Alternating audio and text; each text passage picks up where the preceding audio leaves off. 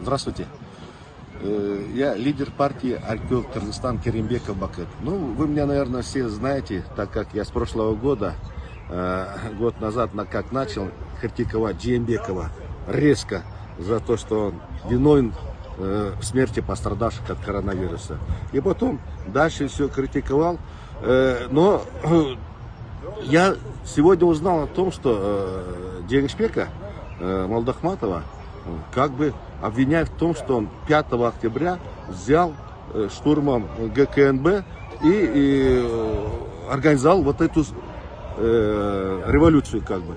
Ну, уважаемые, я не понял, если с помощью него они пришли к власти, вот эти сегодняшние наши президент, правительство, вот. Но я теперь не пойму, а почему они тогда на него дело заводят, честное слово. И поэтому на сегодняшний день вот это бесправие, она доводит людей до того, что этой власти недоверие вызывает.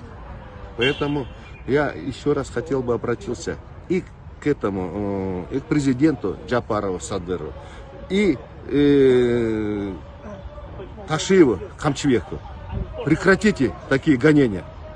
Если честно сказать, я вам сколько раз говорил, что Джапаров тоже незаконно выставил свою кандидатуру на пост президента. Незаконно он избран, между прочим. Незаконно сидит здесь Джорку Кенгеш до сих пор.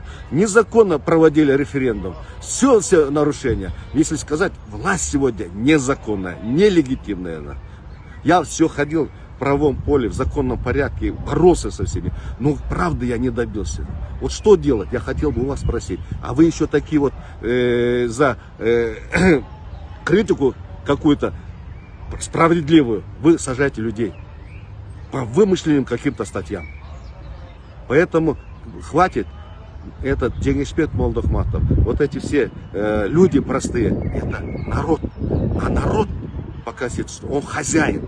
А вы, Джапаров, и Садыр, президент, и депутаты, вы слуги народа.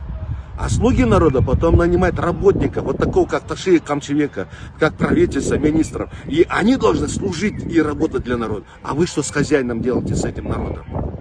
Вы забыли. Вы вот сидели все, вот тем, между прочим, в местах не столь отдаленных там. И уже, наверное, правильные слова вот эти, человеческие, не понимаете. Я могу сказать по этому жаргону. Наверное, вы рамсы попутали, говорю.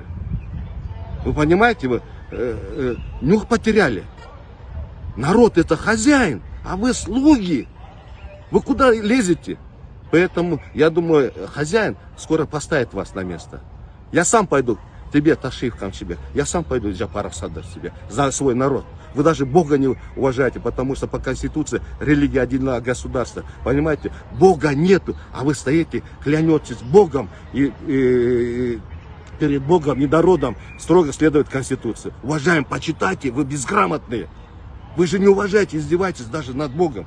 У нас советская такая идеология атеизма же. Поэтому вас и там даже вас не оставит это в покое. Я думаю, в рай даже не попадете.